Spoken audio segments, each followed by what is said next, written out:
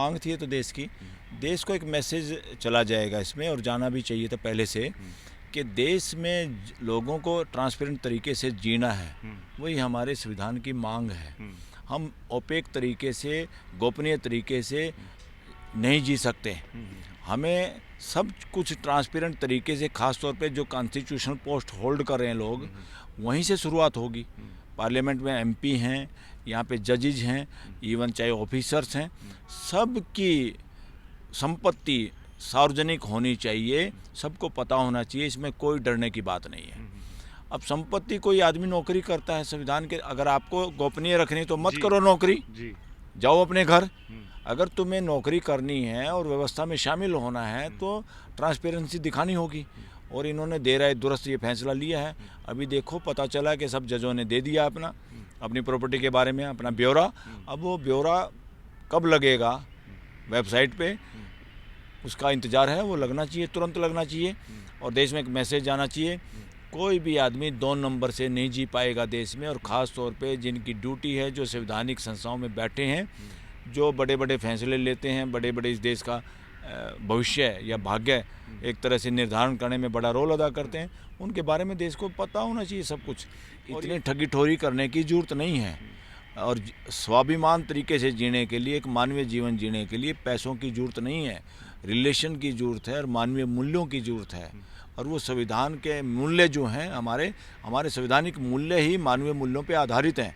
इसलिए उसके अनुरूप जीना, उसके अनुरूप रहना, उसके अनुरूप सोचना, ये बहुत ज़रूरी है उन लोगों के लिए जो जनप्रतिनिधि बनते हैं, बनना चाहते हैं, जो जज हैं, जज बनना चाहते हैं, जो सरकारी नौकरियों में हैं या सरकारी नौकरियों में भर्ती होना चाहते हैं, है तो इसलिए सबके ज़रूरी पूरे देश के 142 करोड़ लोगों के लिए।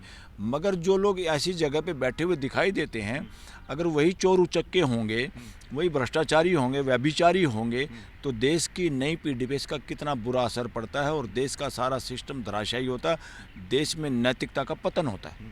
सर, डेमोक्रेसी का जो असली आधार है, आधार स्तंभ है, ग्राम पंचायतें और स्थानीय स्वशासन, नगर पालिकाएं, नगर निगम, इनके जनप्रतिनिधियों को, असली जो जनप्रतिनिधि हैं, देश के कर्णधार हैं डेमोक्रेसी के, उन पे ये काला कानून डीसी या अफसरों के द्वारा सस्पेंड करने का निरस्त होना चाहिए देश में तुरंत। और मैं इस तरह के जितने जनप्रतिनिधि हैं, या भूतपूर्व में रहे हैं या फ्यूचर में बनना चाहते हैं, उन सब से मैं ये निवेदन भी करूँगा, पूरे देश में एकजुट हो जाओ, इस लड़ाई को आगे बढ़ाओ, और स्थानीय स्वशासन, ग्राम पंचायतों के जनप्रतिनिधियों को डीसी या देश अफसरों से, राज्यों के अफसरों से मुक्ति दिलाओ, जैसे एमएलए एमपी को कोई सस्पेंड नहीं कर सकता।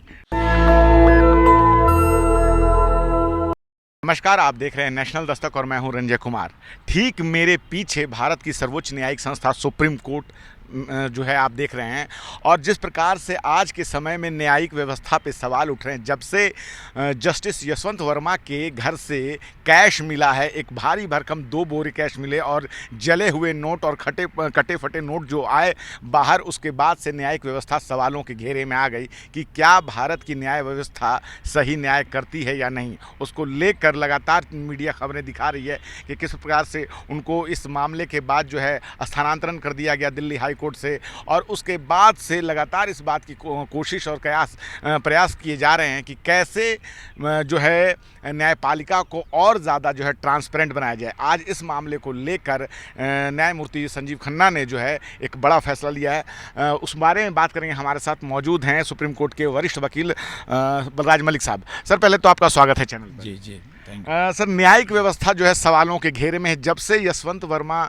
साहब के घर से जो कैश मिला, और जिस प्रकार से अब आम जनता ये सोचने लगी है कि क्या जो जज हैं वो भी, पहले भी इस तरह के बहुत सारे मामले आए हैं, लेकिन अब लगातार इतनी भारी मात्रा में कैश मिला, उसके बाद से लगातार एक प्रश्न उठ रहा है कि न्यायिक व्यवस्था को कैसे और ज़्यादा ट्रांसपेरेंट किया जाए।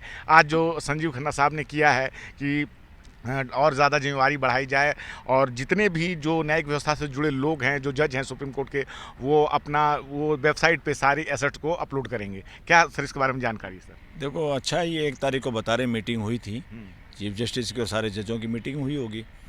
उन्होंने फैसला किया, क्योंकि हालात ऐसे बन गए हैं भाई, देश के सामने हमें ट्रांसपेरेंसी के साथ सामने आना चाहिए। अच्छी बात है, बहुत दिनों से मांग थी तो देश को एक मैसेज चला जाएगा इसमें, और जाना भी चाहिए था पहले से, कि देश में लोगों को ट्रांसपेरेंट तरीके से जीना है, वही हमारे संविधान की मांग है। हम ओपेक तरीके से, गोपनीय तरीके से नहीं जी सकते। हमें सब कुछ ट्रांसपेरेंट तरीके से, खास तौर पे जो कॉन्स्टिट्यूशनल पोस्ट होल्ड कर रहे हैं लोग, वहीं से शुरुआत होगी। पार्लियामेंट में एमपी हैं, यहाँ पे जजेज हैं, इवन चाहे ऑफिसर्स हैं, सब की संपत्ति सार्वजनिक होनी चाहिए, सबको पता होना चाहिए, इसमें कोई डरने की बात नहीं है। अब संपत्ति, कोई आदमी नौकरी करता है संविधान के, अगर आपको गोपनीय रखनी तो मत करो नौकरी, जाओ अपने घर। अगर तुम्हें नौकरी करनी है और व्यवस्था में शामिल होना है तो ट्रांसपेरेंसी दिखानी होगी, और इन्होंने देर आए दुरुस्त ये फैसला लिया है। अभी देखो, पता चला कि सब जजों ने दे दिया अपनी प्रॉपर्टी के बारे में अपना ब्यौरा। अब वो ब्यौरा कब लगेगा वेबसाइट पे, उसका इंतज़ार है, वो लगना चाहिए, तुरंत लगना चाहिए। और देश में एक मैसेज जाना चाहिए, कोई भी आदमी 2 नंबर से नहीं जी पाएगा देश में। और ख़ास तौर पे जिनकी ड्यूटी है, जो संवैधानिक संस्थाओं में बैठे हैं, जो बड़े बड़े फैसले लेते हैं, बड़े बड़े इस देश का भविष्य या भाग्य एक तरह से निर्धारण करने में बड़ा रोल अदा करते हैं, उनके बारे में देश को पता होना चाहिए सब कुछ। और ये चोरी चकारी से जीने का गोरख धंधा बंद होगा। जजों के घर में बोरों में पैसे पाए हैं, इतनी सिक्योरिटी के अंदर घर में 2 बोरे नोटों के पहुंचना ही अपने आप में सब बहुत बड़ा अपराध है, बहुत बड़ा कथा कहानी कहता है। ये बहुत क्वेश्चन मार्क है देश की व्यवस्था पे। देश में संविधान के वजह से मानवीय व्यवस्था स्थापित होनी चाहिए थी। मानवीय व्यवस्था स्थापित होने की बजाय एक दानवीय शासन व्यवस्था लागू हो रही है। बलराज सर, क्या लगता है कि सिर्फ और सिर्फ संपत्ति का ब्यौरा डाल देने से जजों के द्वारा न्यायपालिका से भ्रष्टाचार खत्म हो जाएगा? नहीं, इसका सबूत नहीं है। भ्रष्टाचार इससे नहीं खत्म होगा, मगर इससे कम से कम इनके बारे में जो लोग जानना चाहते हैं वो बताएंगे। इस पर कुछ ना कुछ अंकुश लगता है, खुद एक फॉलो करना पड़ता है फिर आदमी को कि मैंने प्रॉपर्टी बताई है, मुझे प्रॉपर्टी बतानी है। और इससे कहीं ना कहीं लोग सोचने पे मजबूर होंगे कि जीने के लिए इतना पैसा नहीं चाहिए, इतनी ठगी ठोरी करने की ज़रूरत नहीं है, और स्वाभिमान तरीके से जीने के लिए, एक मानवीय जीवन जीने के लिए पैसों की ज़रूरत नहीं है, रिलेशन की ज़रूरत है और मानवीय मूल्यों की ज़रूरत है। और वो संविधान के मूल्य जो हैं, हमारे संवैधानिक मूल्य ही मानवीय मूल्यों पे आधारित हैं। इसलिए उसके अनुरूप जीना, उसके अनुरूप रहना, उसके अनुरूप सोचना, ये बहुत ज़रूरी है उन लोगों के लिए जो जनप्रतिनिधि बनते हैं, बनना चाहते हैं, जो जज हैं, जज बनना चाहते हैं, जो सरकारी नौकरियों में हैं या सरकारी नौकरी में भर्ती होना चाहते हैं, है तो इसलिए सबके जरूरी पूरे देश के 142 करोड़ लोगों के लिए।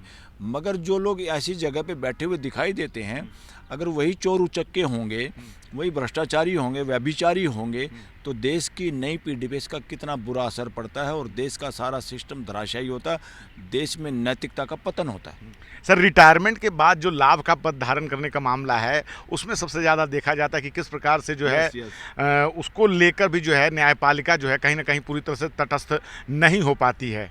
इस देश की पार्लियामेंट का ये दुर्भाग्य है, और पार्लियामेंट ने इससे ज़्यादा गलत काम और कोई नहीं किया कि देश के लोगों के लिए, देश की जुडिशरी के लिए, ख़ास तौर पे जजों के लिए, हाई कोर्ट सुप्रीम कोर्ट के जजों के लिए जो आफ्टर रिटायरमेंट कानून जो बनाए हैं, एक तरह से इनको रिश्वत देने के लिए बनाए गए हैं, इनको पंगु बनाने के लिए बनाए गए हैं, इनको अपने इशारों पे नचाने के लिए, कठपुतली बनाने के लिए ये कानून बनाए गए हैं। और इसकी वजह से बहुत सारे जज बैंड हो जाते हैं और न्याय नहीं कर पाते, सरकार के हाथों में खेलते हैं, सरकार के पक्ष में ज़्यादा जाते हैं। और जजों को अब ये भी देखना होगा, देश की नज़र अब इन पे है, जब से लाइव स्ट्रीमिंग हुई, इसलिए इसमें तो धन्यवाद उसका भी है, चंद्रचूड़ का भी, वो लाइव स्ट्रीमिंग में उसने योगदान किया, वो जब चीफ जस्टिस था।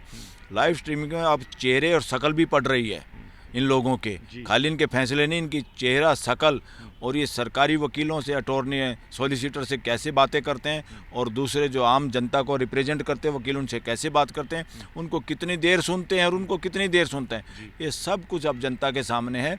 और जनता के सामने अब इनकी दिखावे की ईमानदारी नहीं चलेगी, साबित करने वाली ईमानदारी चलेगी। और ये जो सारा का सारे कानून, काले कानून हैं, वो बंद होने चाहिए। इसी तरह से एक काला कानून और है देश में जो सारे राज्यों में लागू है, वो सारे राज्यों में ये लागू है कि सरपंच, पंच, पार्षद और जिला परिषद, ब्लॉक समिति के मेंबरों को, और इनको जो असली लोकतंत्र है, जिनके लोगों को सरकारी गाड़ी नहीं चाहिए, बंदूक वाले सुरक्षा कर्मी नहीं चाहिए, वो असली पैरारी है और वहीं से इस देश की असली लीडरशिप पैदा होती है और होनी चाहिए थी। वो सारी की सारी लीडरशिप इन्होंने ख़त्म कर रखी है हर स्टेट में।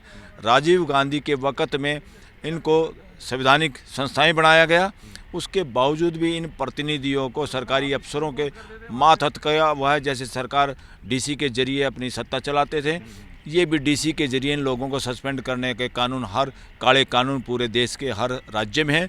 उसमें ना बीजेपी पीछे है, ना कांग्रेस पीछे है, ना समाजवादी पीछे है, ना कोई अपना तेलुगु देशम और वो डीएम के सब पीछे हैं।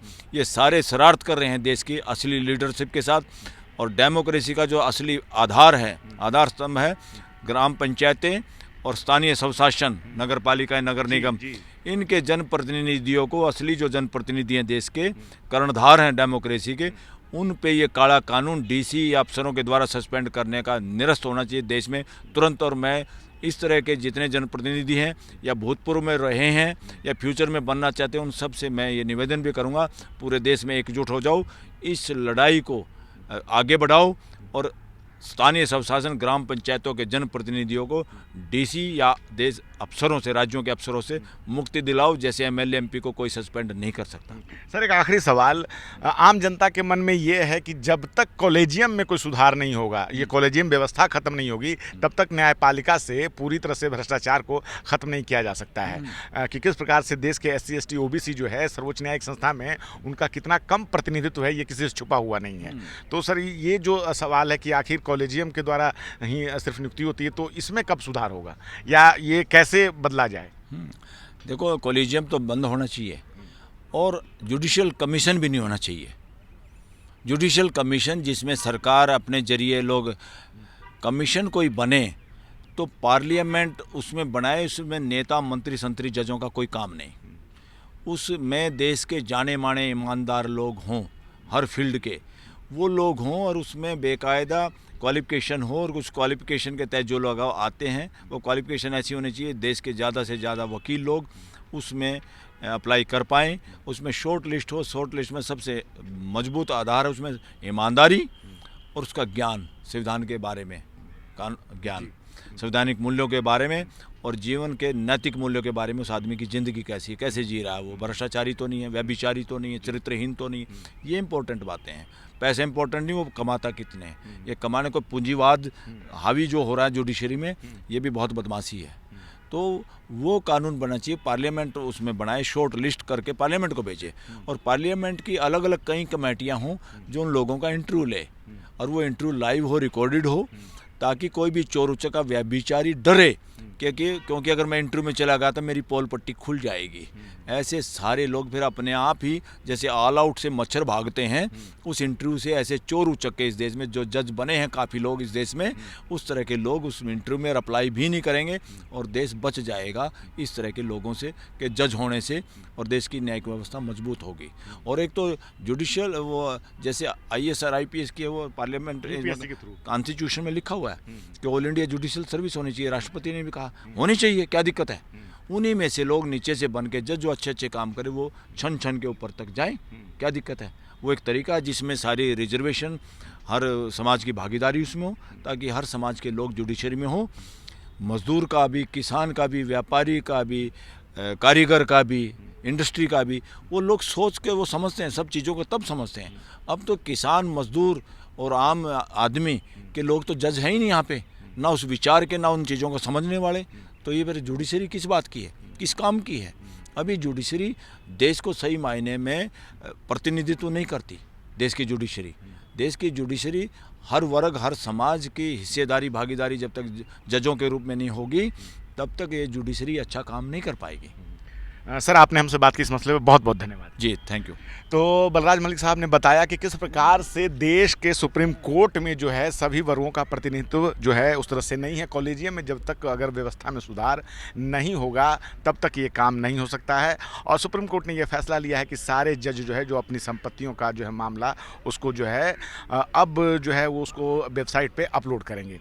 तो इस खबर में इतना ही। हम आपको आगे खबर और नेक्स्ट वीडियो में बताएंगे। मैं रंजय कुमार, कैमरामैन आशीष के साथ नेशनल दस्तक की आपसे गुजारिश है कि अगर इसको बचाना चाहते हैं तो नेशनल दस्तक को सब्सक्राइब करने के लिए रेड कलर के सब्सक्राइब बटन को दबाएं, फिर बेल आइकन की घंटी दबाएं, नेशनल दस्तक को बचाने के लिए बहुत जरूरी है कि हर खबर को शेयर करें, लाइक करें, कमेंट जरूर करें।